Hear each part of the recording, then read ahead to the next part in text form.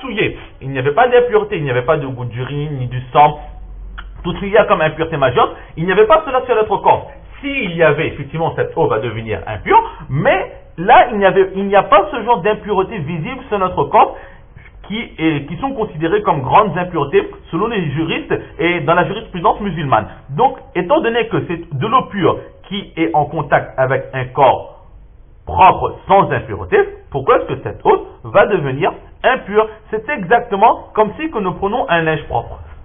Ce linge, nous allons le tremper dans de l'eau et nous allons percer cette eau, ce vêtement. Donc l'eau va ressortir de ce vêtement. Le vêtement, s'il était propre, alors l'eau qui ressortira, cette eau aussi restera propre. Pourquoi est-ce que cette eau deviendrait impure? Le vêtement il est propre et l'eau il est propre. Donc un contact de propre avec de propre ne nous donnera jamais quelque chose de sale. Le contact du propre avec le sale va donner quelque chose de sale. Mais propre plus propre restera propre. Donc là c'est la position de ceux qui sont d'avis que l'eau mustamal reste pure.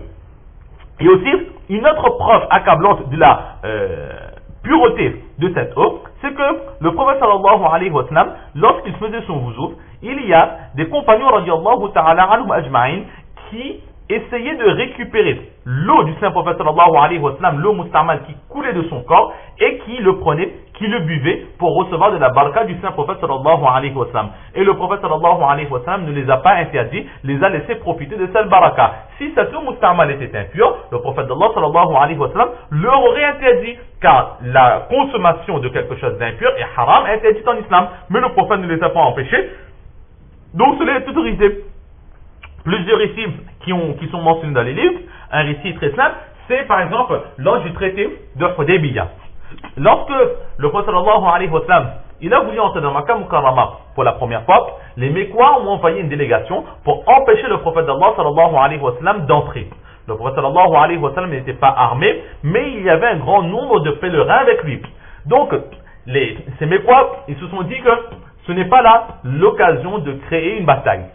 Ils vont faire un traité, un pacte, étant donné que ce pacte s'est déroulé dans un endroit qui s'appelait Hudaybiyah. Donc ce pacte s'appellera le pacte, le traité de Hudaybiyah. Maintenant, la délégation mécoise qui était à la rencontre du Saint-Prophète sallallahu alayhi wa sallam, après leur conversion, ou bien lorsqu'ils seront partis chez eux, ils vont raconter la situation et le comportement des musulmans vis-à-vis du Prophète sallallahu alayhi wa sallam. Alors nous retrouvons ce récit où là il disait, une personne qui dit que nous avons vu les compagnons radiallahu ta'ala anhum ajma'in qui étaient tranquilles, sages devant le saint prophète sallallahu alayhi wa sallam, avec un tel respect, on aurait dit que sur la tête se tenaient des oiseaux tellement ils étaient remplis de politesse et de tranquillité. Mais lorsque le prophète sallallahu alayhi wa sallam il faisait le wuzu, alors on avait l'impression que les compagnons se disputaient, se querellaient pour essayer de récupérer l'eau qui dégoûtait du corps du saint prophète sallallahu alayhi wa sallam, pour eux aussi le passer sur leur visage, leur corps, pour recevoir la bénédiction et la baraka qui émanait de cette eau qui était en contact avec le saint prophète sallallahu alayhi wa sallam. Là c'est la preuve donc de la pureté de cette eau. Ensuite, dans un autre hadith, le prophète sallallahu alayhi wa sallam il dit Innal mu'min la yanjas. Le musulman, femme ou homme, ils sont en état d'impureté, mais eux-mêmes, ils ne sont pas impurs. Donc, à chaque fois que l'eau sera en contact avec nous, à condition qu'il n'y ait pas d'impureté visible sur notre corps, donc que nous ne soyons pas en état de wuzu ou bien en état de roussal, nous dirons que nous sommes en état d'impureté, mais notre corps lui-même, il n'est pas impur, étant donné que ce corps, il n'est pas impur, donc l'eau qui est en contact avec ce corps-là, l'eau mustamal, il ne deviendra pas impur. Et au sujet des femmes, le prophète sallallahu alayhi wa sallam, une fois Aïcha radiallahu ta'ala anha lui a fait remarquer qu'elle était en état d'impureté. Et là le prophète sallallahu alayhi wa sallam lui dit Laysat haizatuki fi yadiki, que ton état d'impureté, c'est ton être en lui-même qui est en état d'impureté. Cette impureté ne se trouve pas sur ta main.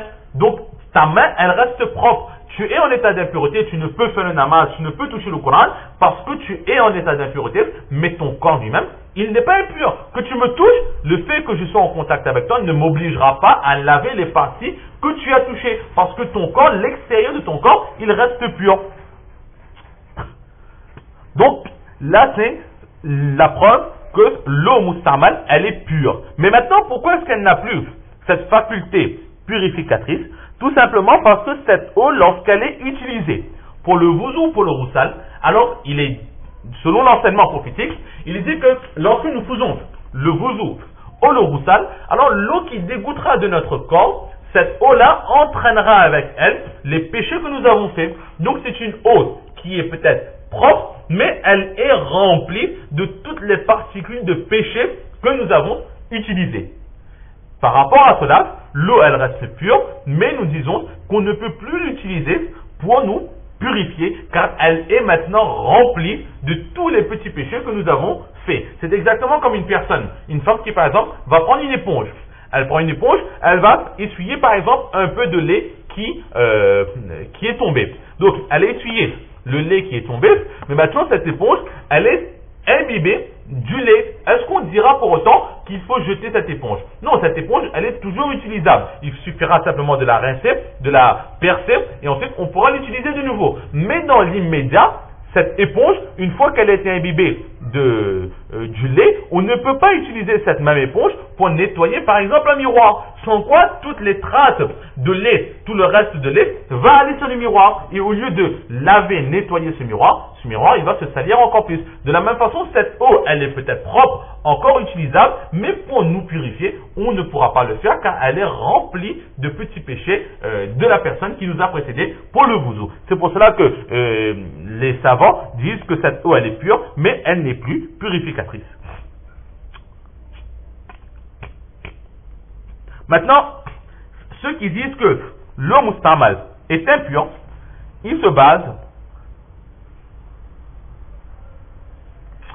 sur le hadith que nous allons voir, dans lequel le prophète sallallahu alayhi wa sallam dit Wala yartaslu fihi min al-janabati, le hadith que nous allons voir inshallah aujourd'hui il nous restera du temps. Le prophète sallallahu alayhi wa sallam dit que personne parmi vous ne prenne le bain purificateur, le bain rituel, dans de l'eau stagnante, dans une petite quantité d'eau. Pourquoi? Le corps lui-même, il est donc extérieurement, il est propre. Mais maintenant, le prophète sallallahu alayhi wa sallam, pourquoi est-ce qu'il va nous empêcher de prendre un bain dans une petite quantité d'eau? Il nous empêche.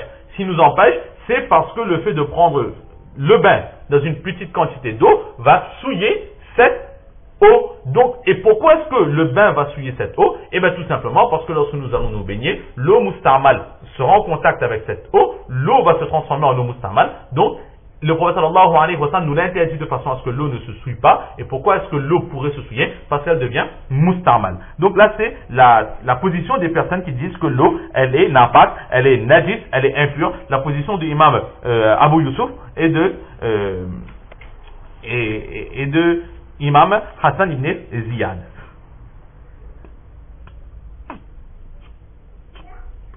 Dans d'autres récits, il est dit que le prophète sallallahu alayhi wa sallam harama rasul sallallahu alayhi wa sallam al-irtisal fil ma'i qalil. Le prophète sallallahu alayhi wa sallam a interdit de prendre le roussal dans une petite quantité d'eau. Si le fait de prendre le bain ne souillait pas l'eau, il ne nous aurait pas interdit. Donc ça revient au premier hadith que nous avons mentionné.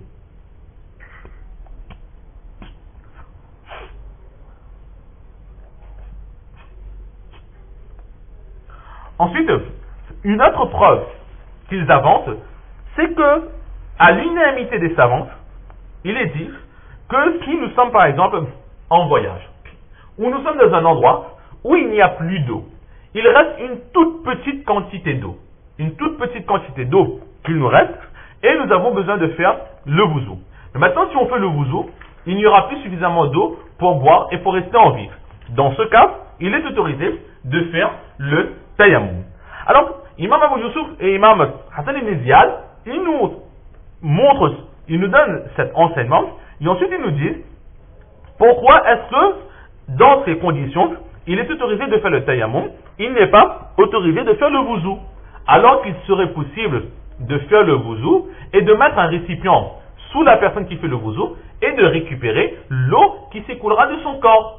Cela est possible. Donc de cette façon, on fait aussi le wuzu, il nous reste toujours de l'eau pour boire. Mais la raison pour laquelle on fera le tayammum et que on n'utilisera pas cette eau pour le wuzu, c'est tout simplement parce que lorsque l'on va faire le wuzu, cette eau mustamal va devenir impure, et étant impure, on ne pourra plus consommer de cette eau. Là, ce sont les preuves qu'avance Imam Abu Yusuf et Imam Hassan ibn Ziyad. Donc, nous voyons là que chacun a ses preuves, mais la position la plus préférée, c'est celle des trois imams, Imam Abu Hanifa, Imam Shafi, Imam Ahmad ibn Hanbal, que l'eau, elle reste pure, mais elle n'est plus purificatrice. Donc là, c'est la preuve. Un peu plus d'explications sur le chapitre précédent. Et aujourd'hui, nous avons un autre chapitre donc, qui suit un peu celui du précédent. C'est l'interdiction de faire d'uriner dans de l'eau stagnante. Dans les chapitres précédents, nous parlions de l'eau, mais de l'eau en grande quantité. Le maï kathir. Donc là, nous avions dit que pour que cette eau devienne impure, il faut que l'une des qualités de l'eau soit changée. La couleur, le goût ou l'odeur, mais disons que l'eau, il n'a pas d'odeur, donc ce sera la couleur, le goût et aussi la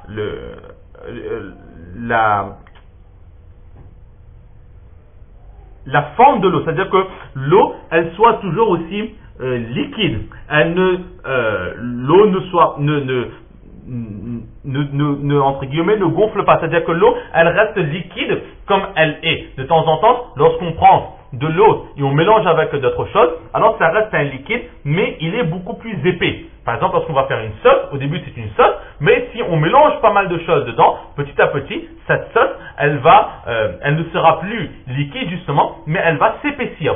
Alors l'eau, il ne faut pas non plus que, entre guillemets, elle s'épaissit par le contact avec d'autres choses. Mais ça s'applique pour l'eau lorsqu'elle est en grande quantité. Et là, nous allons voir l'eau lorsqu'elle est en petite quantité, quand est-ce qu'elle devient impure. Et dans ce chapitre, nous allons voir que nous allons retrouver la preuve de Imam Abu Hanifa, rahmatullah alayhi. Pour lui, Imam Abu Hanifa, qu'est-ce qu'il dit? La grande quantité